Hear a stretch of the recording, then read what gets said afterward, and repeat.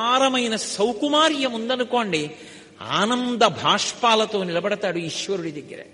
నిజానికి ఒక్కరోజు నేను నిద్రపోలేదనుకోండి, మరునాడు ఏ పని చేయడానికి ఇచ్చగించదు మనస్సు, తల భారంగా ఉంటుంది. మరి ఈశ్వరుడు ఎప్పుడైనా నిద్రపోయాడా?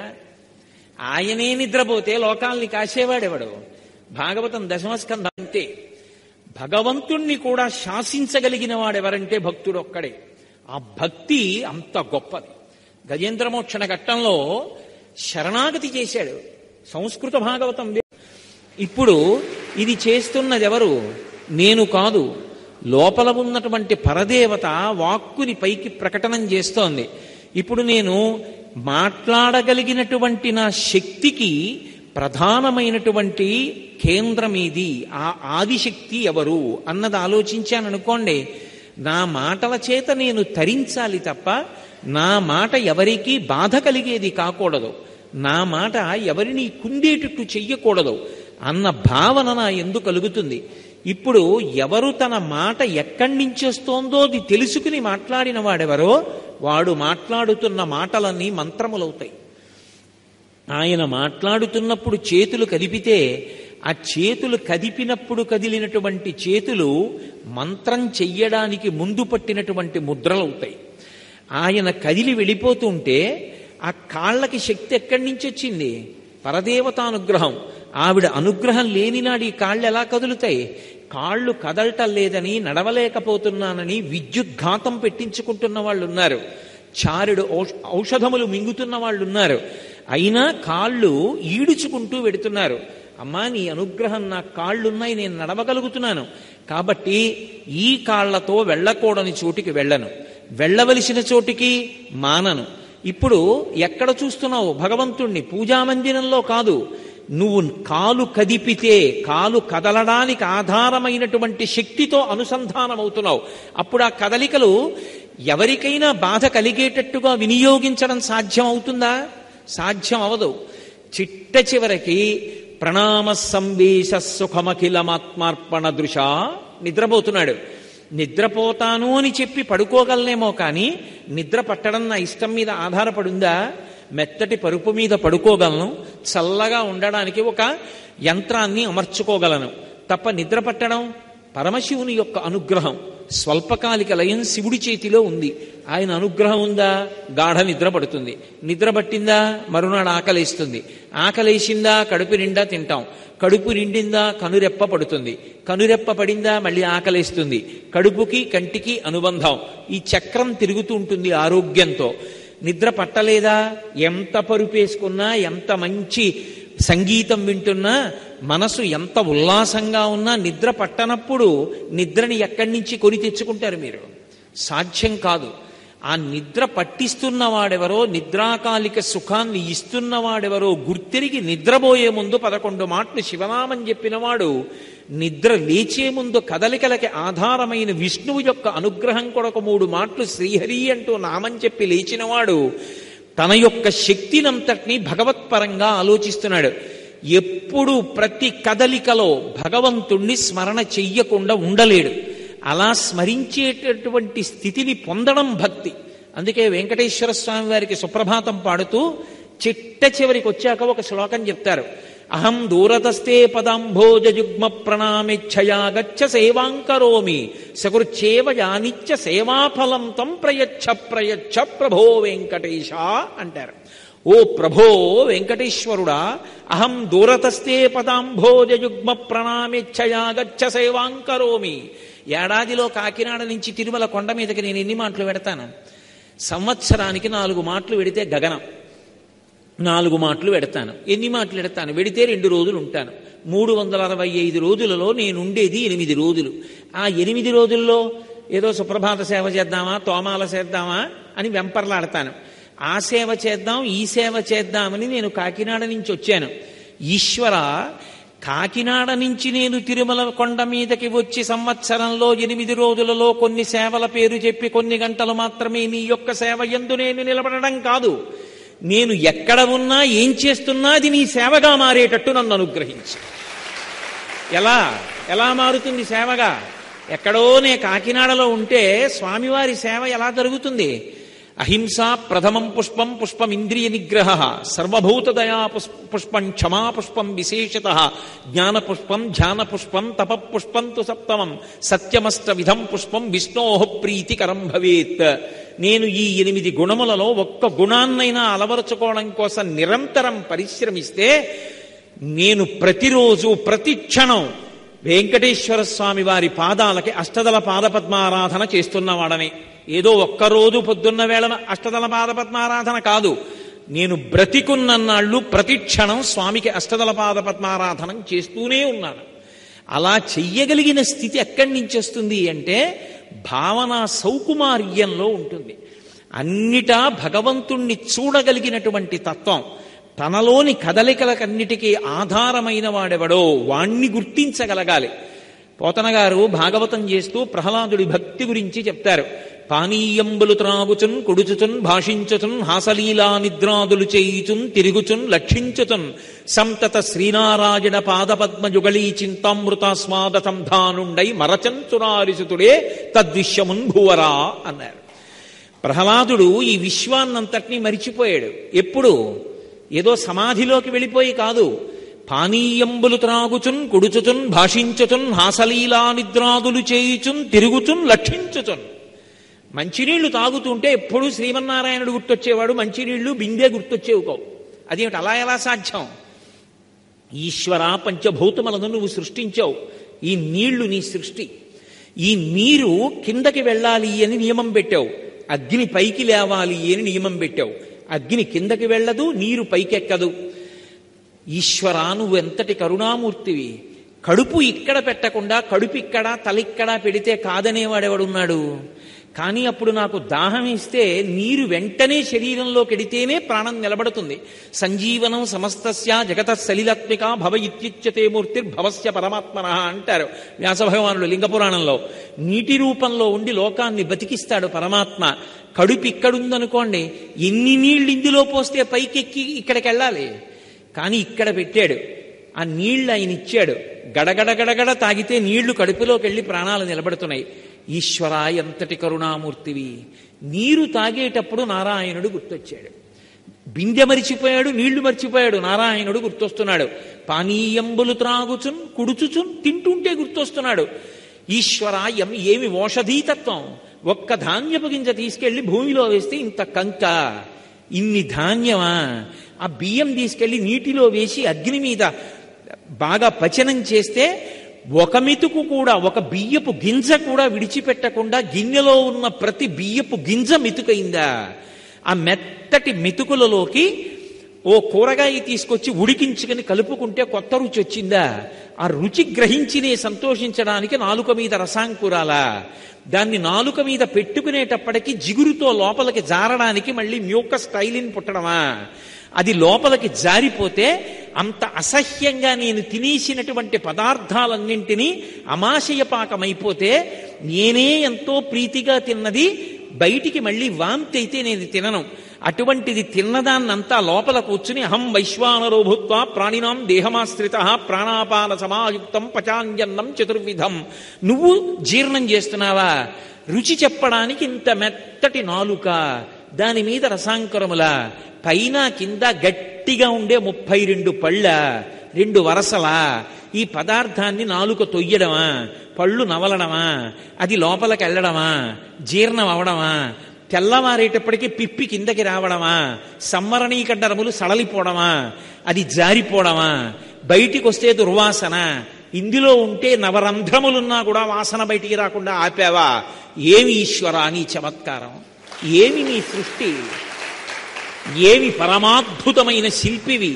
కామకోటి పీఠాధిపత్యం వహించిన చంద్రశేఖరేంద్ర సరస్వతి మహాస్వామి అంటుండేవారు, నేను ఎన్నో గీతలు గీశాను, ఎన్నో అక్షరాలు రాశాను, నీటి తడికి అవన్నీ పోయాయి. నేను మా అమ్మ కడుపులో ఉండగా ఒక మహాశిల్పి గీశాడు ఈ గీతలు. ఎన్నిసార్లు కడిగానో ఈ చెయ్యి, ఆ గీతలు మాత్రం పోలేదు. ఏ ఉనిపెట్టి గీశాడో. కాబట్టి ఆయనని స్మరించడానికి, ఆయన జ్ఞాపకానికి రావడానికి, ఆయన జ్ఞాపకానికి వచ్చి పరవశం కలిగి విశ్వాన్ని మర్చిపోవడానికి అధ్యవసాయముతో కూడుకున్నటువంటి బుద్ధి ఉండాలి తప్ప భక్తి కొరకు ప్రత్యేకంగా ఒక గదిలో కూర్చున్నంత మాత్రం చేత తరించడం ఎలా సాధ్యం అవుతుంది? ఎక్కడ కూర్చున్నా, ఎక్కడ నిలబడినా ఆ ఈశ్వరుడి యొక్క స్మరణలు మనసులోకి వస్తున్నాయనుకోండి, విశ్వముతో సమన్వయమవుతూ విశ్వాన్ని మర్చిపోయి విశ్వనాథుడు కనబడుతూ ఉంటాడు.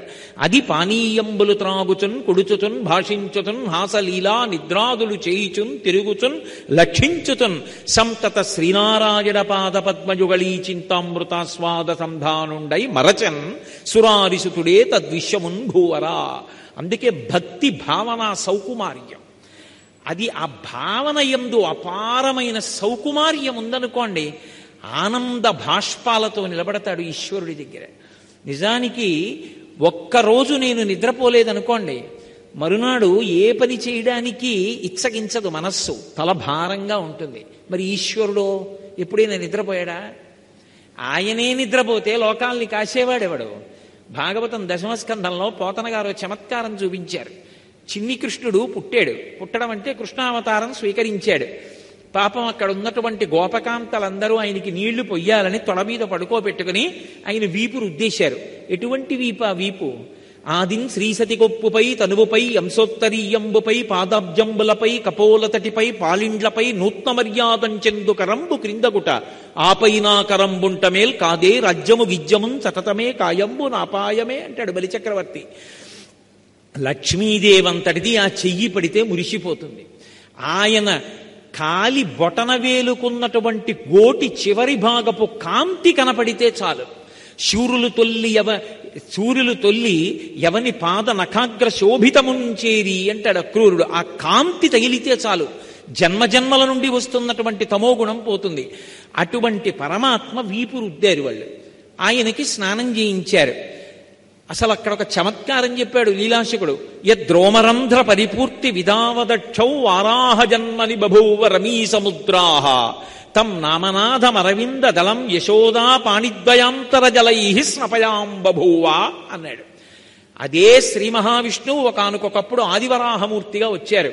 సముద్రంలోకి దిగారు భూమిని వెతుకుతూ. సముద్రం అంతా ఆయన రోమకూపాల్లోకి వెళ్ళిపోయింది. ఆయన స్నానం చేయడానికి సరిపోలేదు ఆ నీళ్లు.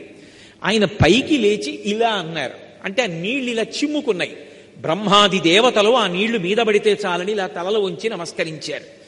నువ్వు ఒకనాడు ఆదివరాహమూర్తిగా వస్తే సముద్రంలో నీళ్లు నీ రోమకూపాల్లోకి చాలలేదు. అదే నువ్వు చిన్ని కృష్ణుడుగా వస్తే యశోద దోసిట్తో తీసిన నీళ్లు ఇలా పోస్తే నీ ఒళ్ళు తడిసిపోయింది. ఏం చెప్పమంటావు పరమాత్మ, నీ లీలలు అలా ఉంటాయి.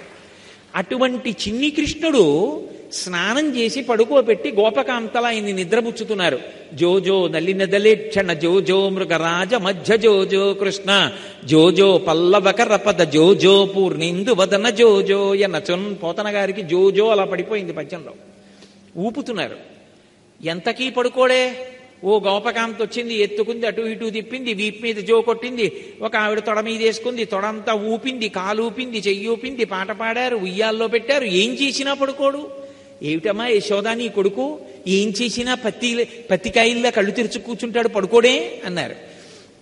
ఆయన్ని బోర్లా పడుకోబెట్టి వీపు మీద కొట్టేస్తున్నారు. ఆయన ఆలోచించాట, ఇదేమిట్రా పాల సముద్రాన్ని చిలుకుతున్నప్పుడు మందర పర్వతం వీపు మీద పెట్టుకున్నప్పుడు కూడా ఇంత బాధ కలగలేదు. కృష్ణావతారం స్వీకరిస్తే ఇలా కొడుతున్నారు గోపకాంతలు, వీపు మీద ఎందుకు కొడుతున్నారు నన్నని ఆలోచించాడు. లోకములు నిదురపోవగత నిదిరింపని శుభగుడు రమణుల్ జోకొట్టి పాడ నిదురం గైకొను క్రియనూరకుండె కనుజెరవకయున్నన్నారు పోతన గారు. ఓహో, ఈ లోకంలో ఉన్న వాళ్ళకి అలసట ఒకటి ఉంది. అలసట ఉంది కాబట్టి వాళ్ళు నిద్రపోతారు కాబట్టి మళ్ళీ లేస్తూ ఉంటారు. నాకో నిద్రపోవడం అన్నది లేదు. నేను నిద్రపోతే లోకాలు చూసేవాడెవరు? నేను నిద్రపోను. కానీ నేను నిద్రపోకపోతే వీళ్ళు వదిలేట్టు లేరు, వీపు మీద కొట్టేస్తున్నారు. అందుకని నేను నిద్రపోయినట్టు నటించాలంటే కాసేపు కళ్ళు మూసుకుంటే వీళ్ళు ఊరుకుంటారని కళ్ళు మూసుకున్నట్ట పరమాత్మ. ఆయనకి నిజంగా నిద్ర ఉంటుందా? ఆయన నిజంగా నిద్రపోతే లోకాలు చూసేవాడెవరు? కానీ భావనా సౌకుమార్యం. ఆయన నిద్రపోయాడని, ఎవరూ చప్పుడు చేయకుండా పడుకోబెట్టామని, మరునాడు పొద్దున్న బయట నిలబడి తెల్లవారిపోతోంది స్వామి లే లే లే అని కొన్ని గుర్తులు చెప్తే ఆయన భళ్ళను తలుపులు తెరుచుకుని బయటికి వచ్చాడని. ఎలా వచ్చాడు? అప్పటి వరకు లే దర్శనవి అని ఎన్నో గుర్తులు చెప్పారు. తీరా ఆయన నిజంగా తలుపులు తీసుకొచ్చాడు. వస్తే ఎలా ఉన్నట్ట?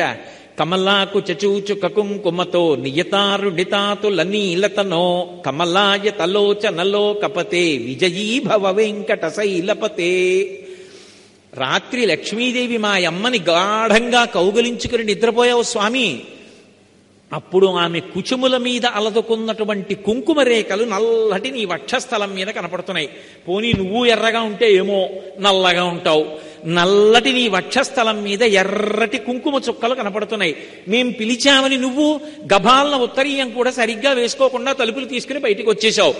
నిన్ను చూసేటప్పటికే ఆ వక్షస్థలం, ఆ కుంకుమ చుక్కలు కనపడిపోతున్నాయి. మా కనురాపు తగులుతుందేమో. విజయీ భవ వెంకట శైలపతే. ఎంతటి భావనా సౌకుమార్యం! ఆ అనుభవించడం సుప్రభాతం. ఆ ఆనందంతో కంఠం గాద్గదికమై కన్నుల వెంట బాష్పధారలు పడాలి. ఇది కోరుకున్నది. అలా భగవంతుని స్మరించగలిగినటువంటి వాడికి శరీరమునకు ఖేదముంటుందేమో, లోపల మాత్రం పరమ సంతోషంతో ఉంటాడు. చెరుకు కర్ర తీసుకొచ్చి మరలో పెట్టి తిప్పారనుకోండి తీయగానే ఉంటుంది.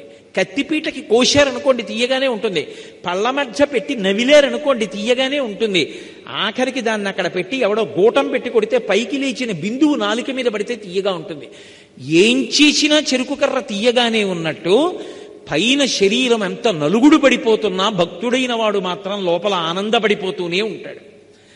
అందుకే శంకర భగవత్పాదులు భగవంతుడి రక్షణ అన్న మాట వాడలేదు. భక్తార్భకం రక్షతి. భక్తి అన్న తల్లి భక్తుణ్ణి రక్షించుకుంటుంది. ఆ భక్తి అన్న భావనలో, ఆ భావన సౌకుమార్యంలో, ఆ సంతోషంలో గురుంకులిడి ఉండేటటువంటి వ్యక్తిని శరీరాన్ని బాధ పెట్టగలరేమో కానీ ఆయన ఆనందం అనుభవించకుండా చెయ్యగలిగిన వాడు మాత్రం లోకంలో ఉండడు. అది కదూ ప్రహ్లాదోపాఖ్యానం. ఎంత బాధ పెట్టాడు తండ్రి, ఎంత బాధ పెడితే మాత్రం మానేశాడు. ఆనంద పడిపోతూనే ఉన్నాడు. నాన్న నువ్వేమైనా చెప్పు. మందార మకరంద మాధుర్యమునదేలు మధుపంబుబోవునే మదనములకు నిర్మల మందాకినీ వీచికల తూగురాయంచదనునే తరంగిణులకు లలిత రసాల పల్లవ ఖాదియై చొక్కు కోయిల జనునే కుటజములకు పూర్ణేందు చంద్రికా స్ఫురత చికోరక మరుగునే సాంద్ర నిహారములకు. నాన్న నేనొక్క మాట చెప్పనా? అంబుజోదర దివ్యపాదార వింద చింతనామృతపాన విశేషమత్త చిత్తము ఏ రీతి ఇతర విషయంబు చేర నీర్చు వినిత గుణశీల మాటలు వేయునేలా. ఆ అంబుజోదరుడైనటువంటి శ్రీమన్నారాయణుండి ధ్యానం చేస్తున్నప్పుడు ఆయన పాదముల నుండి స్రవించేటటువంటి మందార మకరంద పానం చేసి మత్తెక్కిపోయినటువంటి నన్ను వెళ్ళి లౌకికమైనటువంటి సుఖములను అనుభవించమంటే ఎక్కడ అనుభవిస్తాను నాన్న, నాకు ఎక్కేవి కావన్నాడు. కొట్టాడు, తిట్టాడు, చంపుదామని ప్రయత్నించాడు, ఏనుగుల కింద వేశాడు. ఆయన భక్తే భగవంతుణ్ణి లాక్కొచ్చింది కిందకి. భక్తికున్న గొప్పతనం అది. చాలామంది నరసింహోపాఖ్యానంలో ఏమనుకుంటారంటే హిరణ్యకశిపుణ్ణి సంహరించడానికి వచ్చాడు నరసింహస్వామి అనుకుంటారు. కాదు. ఆయన ఎందుకు రావలసి వచ్చిందంటే ఎక్కడున్నాడురా శ్రీహరి అని అడిగాడు. ఇందుగలడందులేడని సందేహము వలదు చక్రి సర్వోపగతుండెందెందు వెదకి చూచిన అందందే కలడు దానవగ్రని వింటే. నెయ్యి ఎక్కడుంది పాలలో అంటే ఏం చెప్పన్నానా? పాలంతటా ఉంది. అలా అసలు ఆయన లేనిది లేదు, అంతటా ఉన్నాడు. ఇప్పుడు హిరణ్యకశిపుడు చూపుడు వేలి ఇలా తీశాడు, ఇలా చూపిస్తున్నాడు. ఎక్కడాపుతాడో తెలియదు. తనకి పరమభక్తుడైనటువంటి ప్రహ్లాదుడు తాను అంతటా ఉన్నాడు అని చెప్తున్నాడు భగవంతుడి గురించి. హిరణ్యకశిపుడు ఇలా వేలు చూపిస్తున్నాడు, ఎక్కడైనా ఆగచ్చు వేలు. ఆయన వేలు ఆగిన తరువాత అందులోకి వెళ్ళి బయటికి వస్తే విలంబనం అయిపోతుంది, కాలం కొంచెం ఆలస్యం అవుతుంది. భక్తుడి మాట నిలబెట్టడంలో జాగు జరగకూడదు. అందుకే హరి సర్వాకృతులంకలండనచు ప్రహ్లాదుండు భాషింప ఎందును లేడు లేడనుచు దైత్యుండు తర్జింప శ్రీనరసింహకృతి దల్చనచ్యుతుడు నానా జంగమస్థావరోత్కర గర్భంబుల అన్విదేశములనుద్దండ ప్రభావంబునన్. ఈ బ్రహ్మాండమంతా ఒక పెద్ద నరసింహం అయిపోయింది. అంతటా నిండిపోయింది నరసింహావతారం. హిరణ్యకశిపుడి వేలు ఎక్కడ పెడితే అక్కడి నుంచి రావాలి. ఎందుకు? హిరణ్యకశిపు సంహారం కాదు, ఇట్టే చంపేస్తాడు. అందుకు కాదు, ప్రహ్లాదుడి మాట నిలబెట్టాలి. ఆయన అన్నాడు కాబట్టి వచ్చేయాలంతే. అదే భగవంతుని యందుండేటటువంటి గొప్పతనం. నువ్వు రా అని భక్తుడు పిలిస్తే ఆయన శాసనానికి వశపడిపోతాడంతే. భగవంతుణ్ణి కూడా శాసించగలిగిన వాడెవరంటే భక్తుడు ఒక్కడే. ఆ భక్తి అంత గొప్పది. గజేంద్రమోక్షణ ఘట్టంలో శరణాగతి చేశాడు. సంస్కృత భాగవతం వేరు, తెలుగు భాగవతం వేరు. పోతన గారి దగ్గరికి వచ్చేటప్పటికి ఏనుగు కేవలం శ్రీమన్నారాయణుణ్ణి రమ్మని అడగలేదు. కలుగడే నాపాలి కలివి సందేహింప కలిమిలేములు లేక కలుగువాడు నా కడ్డబడరాడి నలిన సాధువులచే బడెడి సాధువుల కడ్డు బడెడివాడు చూడడే నా పాటు చూపుల చూడక లోపలి చూపులు చూచువాడు అని ఆ వచ్చేటటువంటి వాడు ఎలా రావాలి అంటే మొరగుల మొరలెరుంగుచు తన్ను మరగువాడు ఆది మధ్యాంతములు లేక ఎలలువాడు భక్త జనముల దీనుల పాలివాడు వినడే చూడడే తలపడే వెగరాడే అంది. వచ్చేటప్పుడు తనని తాను మరిచిపోయి రావాలి భగవంతుడు. అది ఏమిటి? ఎప్పుడైనా పూజ చేశాడా గజేంద్రుడు? ఎప్పుడైనా భగవన్నామని చెప్పాడా? లేదు. అంత కష్టం వచ్చి మొసలి పట్టుకుంటే అది కూడా ఎన్నాళ్ళు, ఇక ప్రాణం పోయే ముందు చెప్పాడు ఈ మాట. నియమం పెట్టాడు, నువ్వు మామూలుగా వస్తే కుదరదు, నిన్ను నువ్వు మరిచిపోయి రావాలన్నాడు. ఆయన భక్తికి లొంగిపోయాడంతే, ఏం మామూలుగా రాలేదు. ఆ వచ్చేటప్పుడు ఎక్కడి నుంచి రావాలి ఆయనకి తెలియదు, పిలిచాడంతే. అల వైకుంఠపురంబులో నగరిలో ఆమూల సౌధంబుదాపల మందారవనంతరమృతర ప్రాతేందు కంతోపలోత్పల పర్యంకరమా వినోది యగువాపన్న ప్రసన్నుండు విహ్వల నాగేంద్రము పాహీ పాహీ ఎన కుయ్యాళించి సవరంభియై సిరికింజప్పడు శంఖచక్రయుగముంచేదోజి సంధింపడే పరివారంబును జీరడ భ్రగపతిన్ మన్వింపడాకర్ణికంత రథం మిల్లము చక్కనొత్తడు వివాద ప్రోద్ధిత శ్రీకుచోపరి చేలాంచలమైన వీడడు గజ ప్రాణావనోత్సాహి. ఆఖరికి ఎవరి కొంగు పట్టుకొచ్చేస్తున్నాడో ఆ లక్ష్మీదేవికి కూడా చెప్పడం మానేశాడు. అడిగెదనని కడువడి జను అడిగిన తన మగడు నుడువడ నిన్నడగన్ వెడ్డబెడ్డ సిడిముడి దడబడ్డ నడుగిడ్డు నడుగిడ్డదు జడిమ నడుగిడ్డునే డలన్నన్నారు పోతన గారు. ఆ ముందు పవిట కొంగు పట్టుకుని విష్ణుమూర్తి వెళ్ళిపోతుంటే వెనక వస్తున్నటువంటి లక్ష్మీదేవి ఆయన కాళ్లల్లో కాళ్ళు పడిపోయి తడబడిపోతుంటే పక్కనున్న వాళ్ళు ఎక్కడికెడుతున్నాడమ్మా నువ్వు అడగమమ్మా అంటే అడగలేక ఆవిడెంత తడబడిందో పద్యంలో అన్ని డకారాలు పడ్డాయి. కాబట్టి ఆయన భక్తి కలిగినటువంటి వాళ్ళ యొక్క శాసనానికి కూడా వశవర్తి. వాళ్ళ మాట వింటాడు. మాట వినడం ఏమిటండి, వాళ్ళ చేతి దెబ్బలు తిన్నాడు. మనం తెల్లవారి లేస్తే కొలిచేటటువంటి వెంకటరమణుడి గడ్డం కింద తెల్లటి కర్పూరపు ముద్ద ఉంటుంది. అనంతాచార్యుల వారు కొండ మీదకి వచ్చి పూలతోట నిర్మాణం చేస్తున్నారు. వెంకటేశ్వర స్వామి వాడు పిల్లవాడి రూపంలో వెళ్ళి నేను కూడా నీకు సహాయం చేస్తానన్నారు. నాకెవడి సహాయం అక్కర్లేదు, అవతల బో, మా గురువు గారు రామానుజాచార్యులు వారు చెప్పారని తోట నిర్మాణం చేస్తున్నానన్నారు. పాపం పెద్ద ఆయన కష్టపడుతున్నారని పిల్లాడి రూపంలో వచ్చి తట్ట అక్కడ పెడితే గబగబా తీసుకెళ్లిపోతున్నారు. భార్య గర్భిణి, ఇంత తొందరగా తట్ట ఎలా తీసుకెడుతోందని అనంతాచార్యులు వారు చూశారు. చూసేటప్పటికీ వెంకటేశ్వర స్వామి వారు తట్ట పట్టికెడుతున్నారు పిల్లాడి రూపంలో. వద్దన్నా వచ్చి వెంటపడి ఈ తట్ట పట్టికెడుతున్నాడు రా, వద్దన్న పని చేస్తున్నాడు, ఈ పిల్లాడిని కొడతానని చేతిలో ఉన్న గుణపం పట్టుకు పరిగెత్తారు. పరిగెడితే వెంకటేశ్వర స్వామి వారు అన్నీ తిరిగి ఆనందనిలయంలోకి వెళ్ళిపోతున్నారు. వెళ్ళిపోతుంటే పిల్లాడు దొరకకుండా పారిపోతున్నాడని కోపం వచ్చి చేతిలో ఉన్న గుణపం విసిరారు. విసిరితే గుణపం వెళ్ళి ఇక్కడ కొట్టుకుని గడ్డం బద్దలై నెత్తురొచ్చి వాచిపోయింది. అర్చకులు పూజ చేయడానికి వెళ్ళి తలుపులు తీశారు. గడ్డం బద్దలై వాచిపోయింది. ఇదేమి వెంకటేశ్వర ఏమైంది? స్వామి మాట్లాడారు అప్పట్లో. కాబట్టి ఆయన అన్నారు, అనంతాచార్యులు కొట్టాడు గుణపం పెట్టి నన్ను.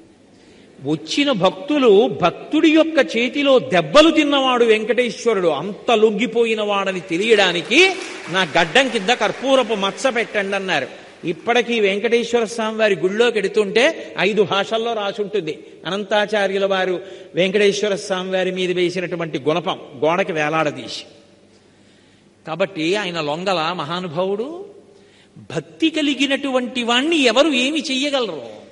ఆ భక్తి తత్పరుడైనటువంటి వాడు ఎప్పుడూ ఆనందపడిపోతుంటాడు. ఆ భక్తి ఉన్నవాణ్ణి కలి చెనకలేడు. అందుకే నలమహారాజు గారిని పట్టుకోవడానికి ప్రయత్నం చేస్తే అన్నాళ్ళు ఎదురు చూడవలసి వచ్చింది కలి. ఎందుచేత? వెళ్ళి పట్టుకోవాలి అంటే శౌచము లేకుండా ఉండాలి. నిరంతర శౌచం ఏదిస్తుంది? భగవంతుడికి సంబంధించిన స్మరణలు ఇస్తాయి, జపం ఇస్తుంది, తపం ఇస్తుంది, హోమం ఇస్తుంది, పుణ్యకర్మలు ఇస్తాయి. ఎప్పుడూ భగవంతుడితో అనుసంధానమయ్యుండేటటువంటి నలుడిలోకి ప్రవేశించలేక ఎదురు చూసి ఎదురు చూసి ఎదురు చూసి ఒకానొక నాడు మూత్ర విసర్జన చేసి కాళ్ళు కడుక్కోకుండా బయటికి వచ్చినటువంటి దోషాన్ని అడ్డు పెట్టుకుని నలమహారాజు గారిలో ప్రవేశించి ఆయనకి అన్ని కష్టములు ఇవ్వగలిగాడు తప్ప భక్తి కలిగినన్నాళ్ళు నలమహారాజు గారిని చెనకగలిగాడా? అందుకే భక్తియే శ్రీరామ రక్ష. ఆ భక్తి ఉన్నవాణ్ణి కలిపురుషుడు చెనకలేడు.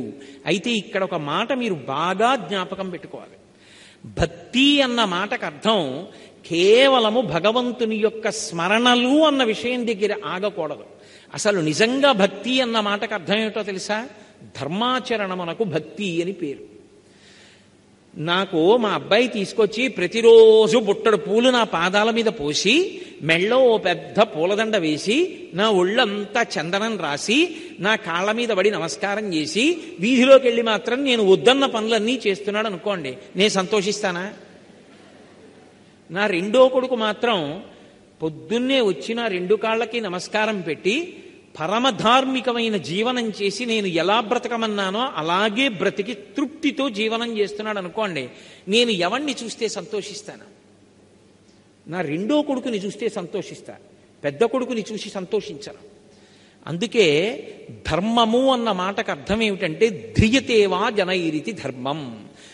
ఈశ్వరుడు ఎలా బ్రతకమని చెప్పాడో అలా బ్రతుకుతున్నవాడెవరో వాడి పట్ల ఈశ్వరుడికి ప్రీతి ఎక్కువ. అందుకే ఎవడు ధర్మాత్ముడో వాణ్ణి నిరంతరము రక్షిస్తూ ఉంటాడు. వామనమూర్తి యొక్క ఘట్టంలో వాడు నా కొరకు రక్షింపవలయువాడు అన్నాడు. నేను వాణ్ణి రక్షించానంటే నా గొప్ప అనుకోకండి. ధర్మాత్ముడైన వాణ్ణి నేను రక్షించకపోతే అసలు నేనున్నానని లోకం నమ్మదు. నేనొకడిని ఉన్నాను అని నమ్మాలంటే ధర్మాత్ముడిని రక్షించాలి. అందుకు రక్షించా, వాడి కోసం కాదు, నా కోసం. అందుకే ధర్మాత్ముడు ఎక్కడుంటాడో అక్కడే పరమేశ్వరుడు ఉంటాడు. వాడితోనే కలిసి నడుస్తూ ఉంటాడు భగవంతుడు ఎప్పుడు. అందుకే శ్రీరామాయణంలో ధర్మం గురించి కౌసల్యామాత ఒక మాట మాట్లాడుతుంది. దాన్ని చద్దెన్నపు మూట అంటారు పెద్దలు. ఈ శ్లోకం పిల్లలకి తప్పకుండా చెప్పండి అంటారు. ధర్మాచరణము మనకి సమయం అంతా అనుకూలంగా ఉన్నన్నాళ్ళు చేయడం కాదు, సమయము ప్రతికూలంగా ఉన్నప్పుడు కూడా ధర్మాచరణమును విస్మరించరాదు. ధర్మము ధర్మమే, ధర్మాన్ని ధర్మంగా నిర్వర్తిస్తూనే ఉండాలి. రాముడు పుట్టాడు, పెరిగాడు, పెద్దవాడయ్యాడు, వశిష్ఠ విశ్వామిత్రులకు శిష్యుడయ్యాడు, వాళ్ళందరి దగ్గర పాఠాలు నేర్చుకున్నాడు, సీతమ్మని వివాహం చేసుకున్నాడు, అయోధ్యానగరానికి తిరిగి వచ్చాడు, అంతఃపురాల్లో కాపరం చేశాడు, దశరథ మహారాజు గారి ఛత్రఛాయల్లో జీవనం చేశాడు. అప్పుడు ధర్మాచరణం చేయడం గొప్ప కాదు. రాజ్యం నుంచి బయటికి వెళ్ళిపోవలసి వచ్చి తాను తప్పు చేయకపోయినా అరణ్యవాసం చేయవలసి వచ్చి ఆఖరికి జట కూడా తల దువ్వుకోకుండా జిల్లేడు పాలు పోసుకొని మర్రిపాలు పోసుకొని జటలు కట్టుకుని చెప్పులు లేకుండా నారచీరలు కట్టుకుని 14 సంవత్సరములు అరణ్యవాసం చెయ్యాలి. కౌసల్యంది, ఇన్నాళ్ళు ధర్మం పట్టుకున్నావు, చాలా తేలిక. ధర్మం రక్షించిందన్నావు, తేలిక. ఇప్పుడు నీకు కాలం ఎదురు తిరిగింది, ఇప్పుడు నీకు అనుకూలం కాదు, అరణ్యవాసానికి ఎడుతున్నావు, అన్నీ కష్టాలే.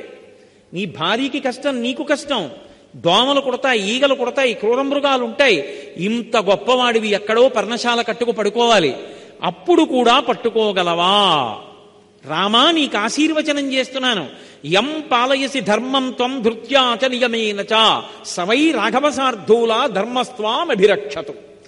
ఏ ధర్మాన్ని ఇంతకాలం నియమంతో పట్టుదలతో అనుష్ఠించి దాని యొక్క అనుగ్రహాన్ని పొందావో, కాలము ప్రతికూలముగా ఉన్నప్పుడు కూడా ఆ ధర్మాన్ని పట్టుకుని నువ్వు రక్షింపబడదవుగాక, ధర్మాన్ని మాత్రం విస్మరించవద్దు అంది.